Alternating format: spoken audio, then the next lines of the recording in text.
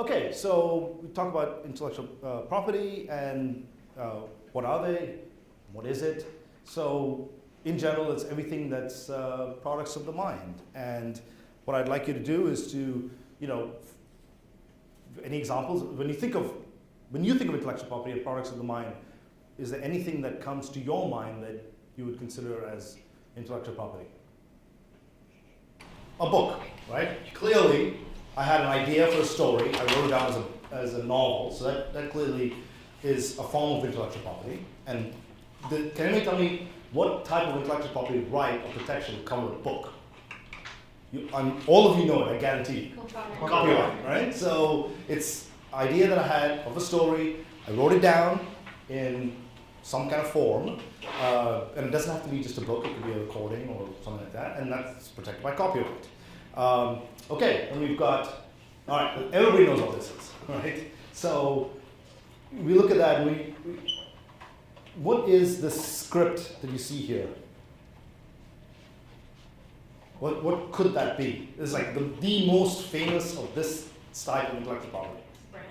It's a trademark, right? Maybe the most famous trademark in the world is the Coca-Cola trademark, right? So it's the script, the way it's written like this on the side of the can.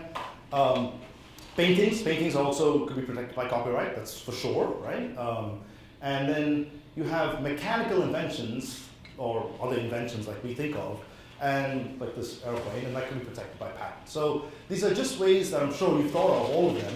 Trademark, copyright, and patent are certainly the ones that we always think about when we think about intellectual property. And so it's just a way for you to think, you could not patent something that you've written down as a book, right? So this is we want to start the idea in your mind that there are different intellectual property rights that have different pluses and minuses.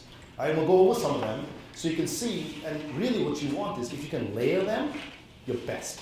What will be the major reason to protect your intellectual property rights? Yes, it's almost always financial, right? But not necessarily in the way that you think about it. Just understand that people are not going to spend money if they cannot recoup the money that they get. When you are making your invention and trying to commercialize it, the commercial aspect should come first. Can you actually do something with it? So we talked about the 4 types, and let's go through them. So we have everybody's heard about patents, and we can think about patents as both utility patents and design patents. Well, we'll see the difference between those two in a minute. So, and then, as I said, I don't want you to forget about these other ones. We've talked about 2 out of 3, just copyright and trademark. But trade secret is something that's interesting. How many of you know what that is? It's a concept of something that is a process. It could be almost anything, but it's something that you can keep a secret, and it's difficult to reverse engineer. And it's what makes your product work.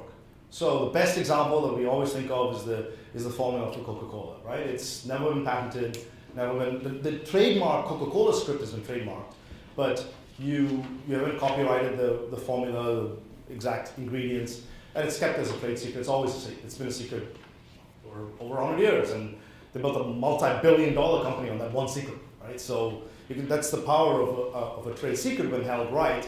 Let's actually take a real-life example, and we're going to try and figure out with some, based on the background I've given you, what we can do about this. So this is a sleep apnea mask, and let's think about like maybe 1 or 2 minutes and think about if the ones that I mentioned, what intellectual property rights you think would be able to protect this. I will give you a little hint. There are multiple components to this device. So just take a minute and think about what intellectual property rights you think can be used to protect this. Believe it or not, you actually get all of them here. So you got the actual utility patent, which we'll call utility patent, on the way the device works, a design patent on the way the mask looks. Okay, so design is just on the way stuff looks, not on the way it works. You can actually get a bunch of trademarks, right? It could be on, remember we talked about how there could be multiple pieces of this invention. So you have ergoform as a trademark for the headpiece. You have this roll fit seal for the seal that goes around the mask. So all of those are trademarks. And copyright, not only for the design, that's a good one, but you can also copyright the using the book of how to use it, right? the instruction aspect. We talked about design pattern and the way it looks. Here's another form of design that you may want to think about, and it's called trade dress. So if you saw this bottle, I turned around and I didn't show you the Coca-Cola trademark and was empty, you could say it's a Coca-Cola bottle, right? So we're coming back to what trademark actually is, and so there's a lot of confusion about that. Most of you think about logos or script or something like that, but really what it is think of it as a source identifier. It tells you where stuff comes from, and anything can be trademarked. Okay. So again, you're probably thinking to yourself, why am I, wasting my time with bottles and all these things and iPhones? I don't know that space. This is not Cupertino. I'm not making that stuff. Well, you can actually protect other products by trade dress. So let's take a look. What is this? Viagra. Okay, excellent. So it's a straightforward drug. What is Viagra's or Pfizer's trade dress for Viagra? Shape. What else? Color. That's a trademark. Okay. What else? There's one more thing that when you think of Viagra, should automatically come to mind. I guess Pfizer is doing a better job. There's something else around it that constitutes part of their trade dress. Color, shape, absolutely, right? Slogan. What's the slogan? Little blue pill. Perfect. Little blue pill is Viagra's trade dress, right? It talks about what the device looks and feels like, right? So blue, little pill, okay? So if you can come up with a catchy slogan like that, that represents part of your trade dress. And that is actually a registered trade dress for Viagra, right? It's not the words themselves, but what the image that it conjures up. So, okay, so let's, perfect. Little blue pill, everybody says that, you know what it is. So let's take a look. Here is the trade dress for Viagra, and in Korea in 2012, their patent expired, okay, the actual patent covering the chemical compound. So you have generics, and one of them came to market, and it looks like this.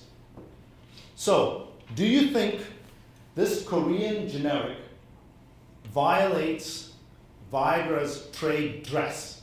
Not their patent, because patents expired, but their trade dress.